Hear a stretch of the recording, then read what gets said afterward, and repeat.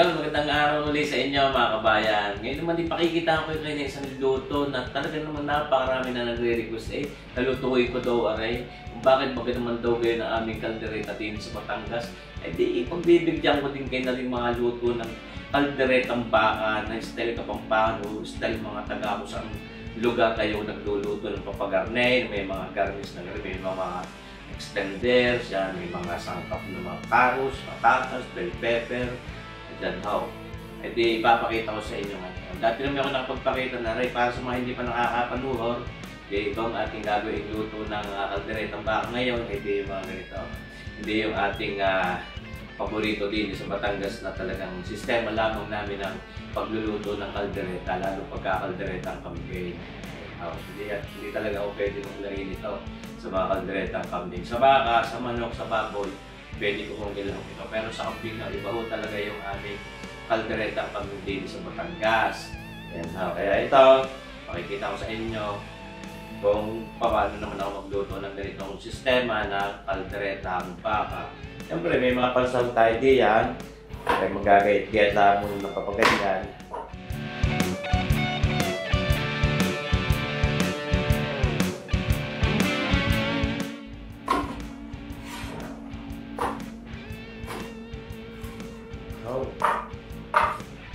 Pwede na rin, tama naman tayo. Nagayat naman muna natin ang ating sibuyas, bawang.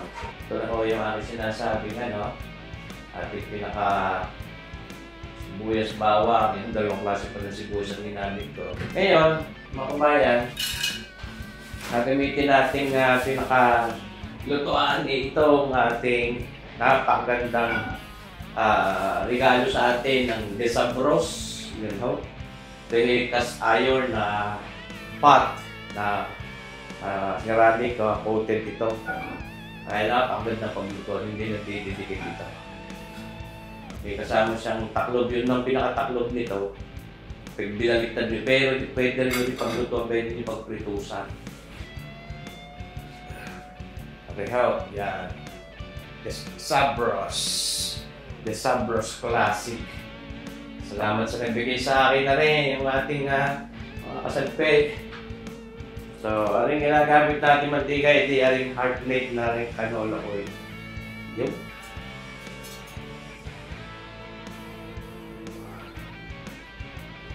Sapat lamang para sa ating pagpiprito. So, uta nating ipiprito mga kabayan ay di itong ating carrots. Mainit na ito. Pwede natin isang ilagay. Yan. Yun.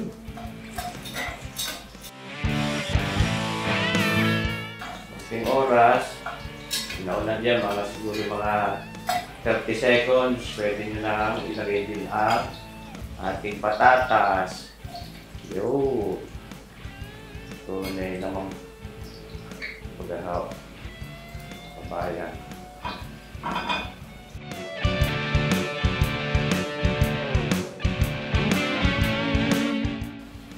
Tapos ngayon, lagay na natin ang bell pepper. Yun.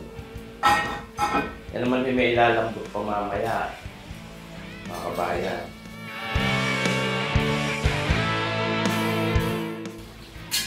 Ngayon, pwede natin itong hanguin. Hindi na muna natin dito. Pipigisin natin.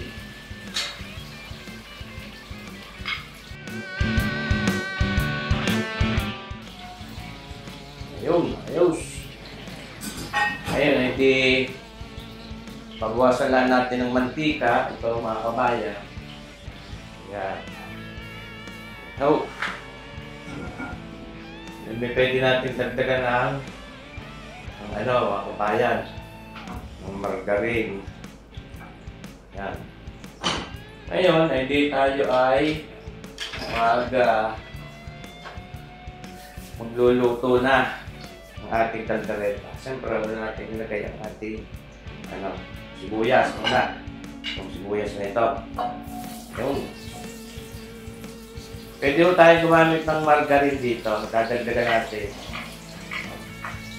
Para lang hindi masunog agad ating margarine ay hindi nagtira tayo ng mantika, yung may canola, healthy yun. Saka sayang yung flavor na infused doon galing sa carrots, saka sa ating potatoes at bell pepper. Yan na, sabutan natin ang ating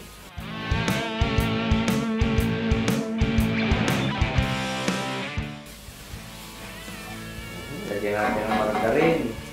Kasi sa ganitong kaldereta, maganda mo nagamit tayo ng margarine. Lagay lang tayo ng mga isang kutsara at kalahati. Yan.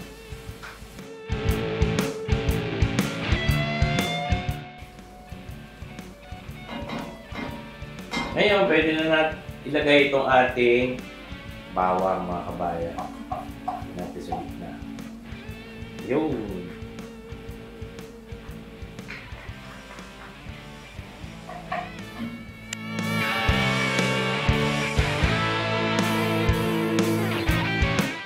ano nito, mga kabayan, yung itong ating baka, mga kabayan. Itong ating bakang ito ay ating naibabad na bigay kung mga 2 oras. Oyster sauce, toyo, paminta. Ayan ho, mga kabayan. Ilalagay na natin dito ngayon. Ayan ho.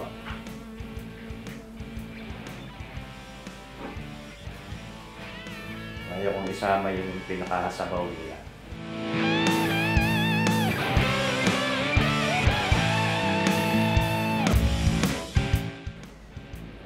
Pakuluban natin. Yun na.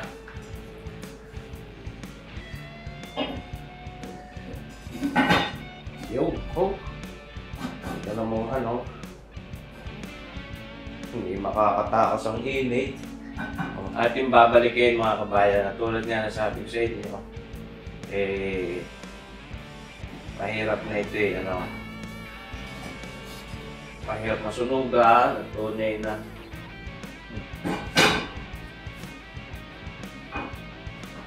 sarap. Kaya yan agad na sarap eh.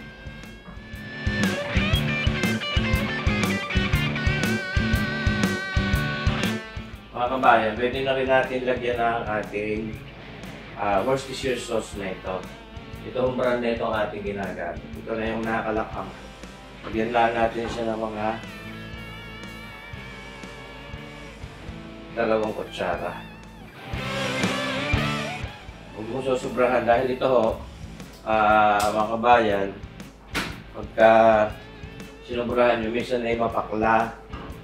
Napakla ho. Ayan ho. Ang importante ho dito ay yung talagang aroma niya, yung amoy niya na pinaka-distinct na amoy ng caldereta. Kumbaga, pag wala yung Worcestershire sauce na yung mga kabayan, hindi amoy caldereta. At ito sa pagluluto ng ganito ho, may alam nyo naman na talagang yung mga panimpla natin ay inalagay na agad natin ng mas maaga. Para lang sa ganun ay maging manuta agad ang lasa niya, ma-absorb na ng ating baka habang nalambot siya. Yung ating mga palasa ito, itong ating cheddar cheese, shout out, bigay ni men. Mga itong napakatagal ng ating liver spread na itong ginagamit. Hindi pala yung easy open ang nabili ko. Akin bubuksan muna mga kabayan. Ayun mga kabayan, nilalagay na muna natin itong isang liver spread. Yan. Oh, napala mga tubig. Kunti. Narikit. Yun, nagtira. Tunay. So kung minakukutib-kutib na liver spread habang yun. Yun yung mga kabayan ito. Kung napaw tayo nilalagay natin dyan, na tubig, na sabaw, para lumambot. Mag-iinit pa ho tayo ng ating magiging sabaw.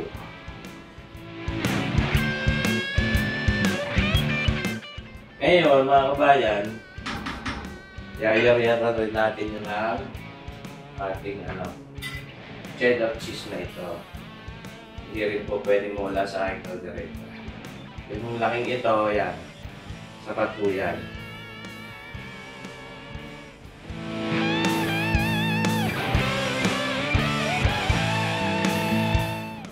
Yang sarap. Sus Mexico.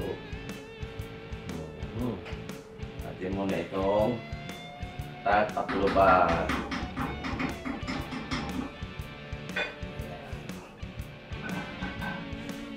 Takpay. Hintayin natin ang apoy. Baka magtutong.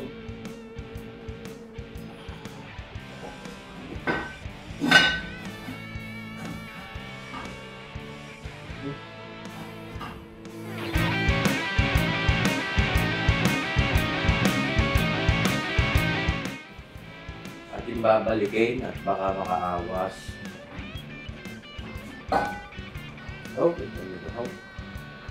Talaga na nagiging sabaw, nagiging tubig, siyang siyara. Hello? Nakikinaling yung tututong.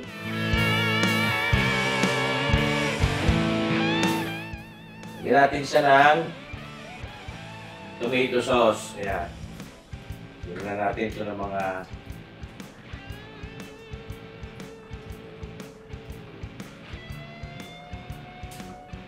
5 kutsara.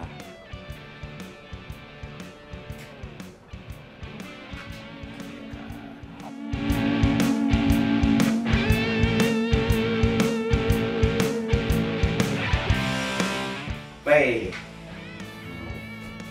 Atin paangin na lumambog.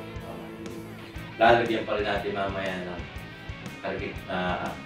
suka. Ngayon mga kabayan, siyempre dadagdagan na natin ng pampaalat natin at pampasarap.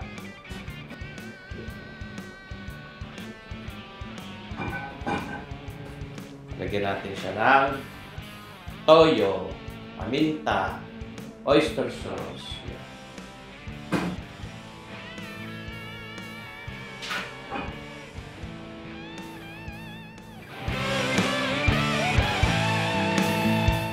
Ating oyster sauce. Siyempre, natin siya ng isa, dalawa, 3 kutsara oyster sauce. Pwedeng ilagay na rin natin ang ating sili diyan. Karikit laang. Yan ho. Ano may mamay, kahit hindi mo gayatin, pumnaw yan. Hindi natin pinakakaanghang ng itong sistema. Dahil ito ay kalimitan pagkagarni. Pang ulam talaga ito, hindi pulutan. Pero pwede rin naman pulutan. Mga kabayan. Tapos meron pa rin tayong ilalagay na ang ating ground pepper.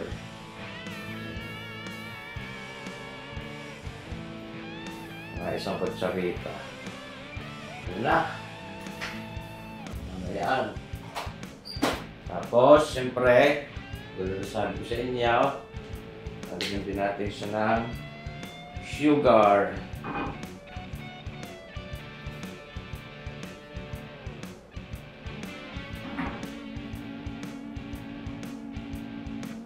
Dalawang kutsarang brown sugar na putlaay.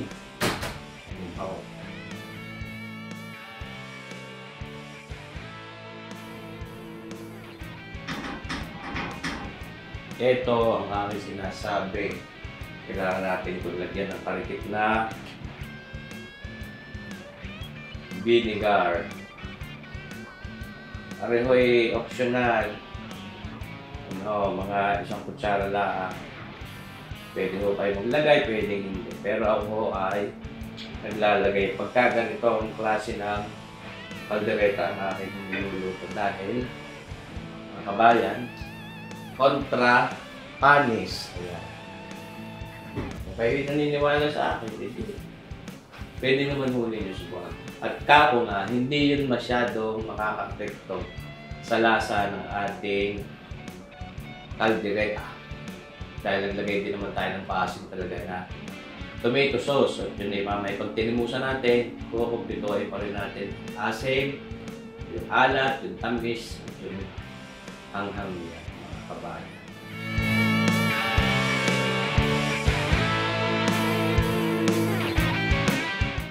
yung ating tatakluban.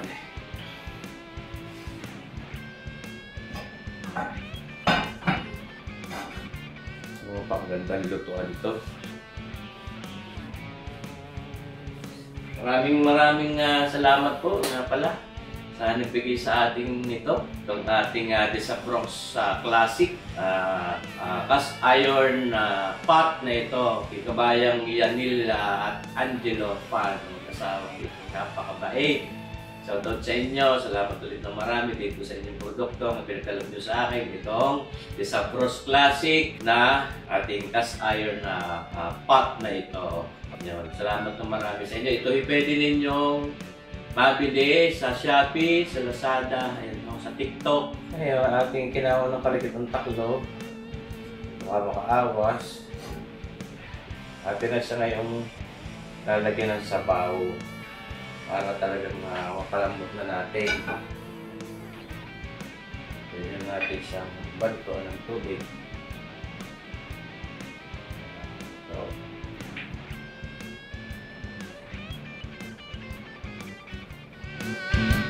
So, bayan, akala niyo yun yan, sinigang.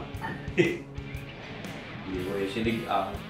Sadya lang dapat talagang maraming sabaw dahil matigas po ito ang ating pangto. Ako nga sa inyo kanina, ito ay matagal palang butin, pero sulit na sulit.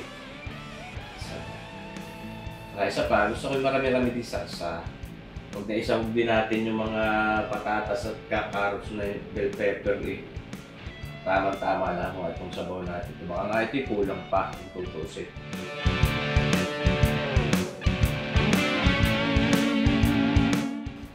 Ito pwede pa rin natin lagyan ng pampalapot. Lagyan natin ng isang pirasyong beef broth cube o ating kalderetang baka. Simple naman. So, ganun mas mapatingkad natin ang lasa ng baka. Natin munang buklatin ito. Ito na yung mga kabayan. Sarap. Lagyan ng mga munang halu-haluin. Mga tututong ng ilalim.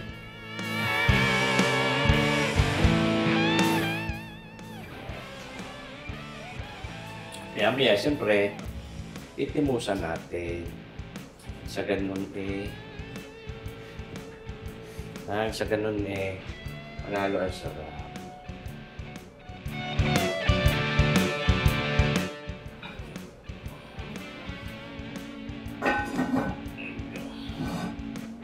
Pwede naman pala hindi magkatap yung dalawang yan.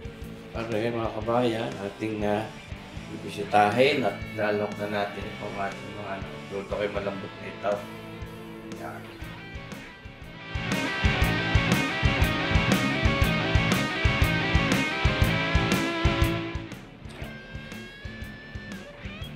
Ayos. Tapos, pantanggal lablak. Sin. Malay pig sauce. Lagyan natin ng mga isang kalahating kutsarita.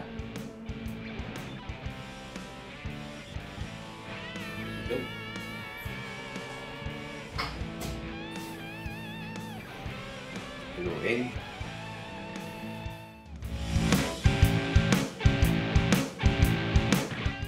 Lalok na natin itong mga patatas, carrot, at bell pepper. Dahil ito may ilalambot pa rin konti dito.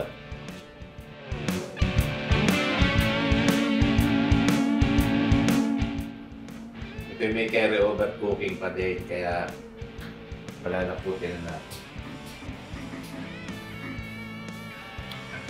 Marami tayo nitong bigay namin. Ating testingin itong palapot nito.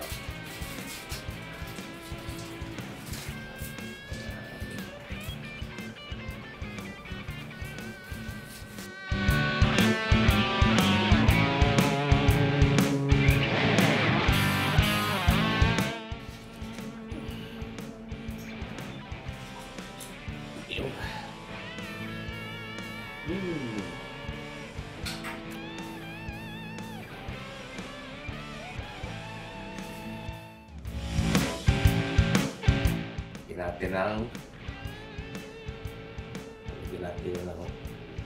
pinyapol.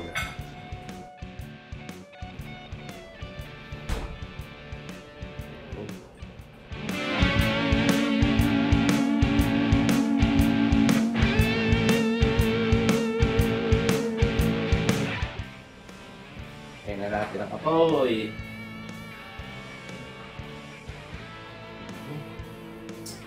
Sayang.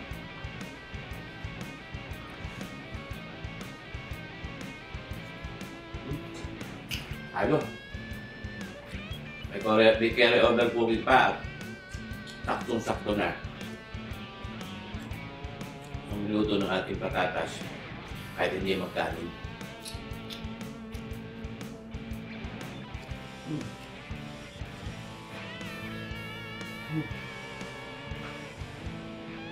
Sarap mga kabayan. Hindi dahil ako nagluto. Masarap talaga ito.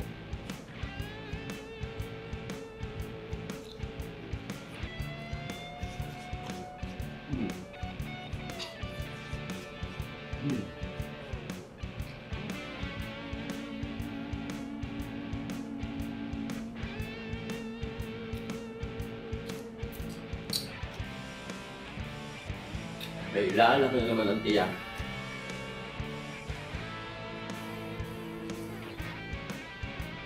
Ayun.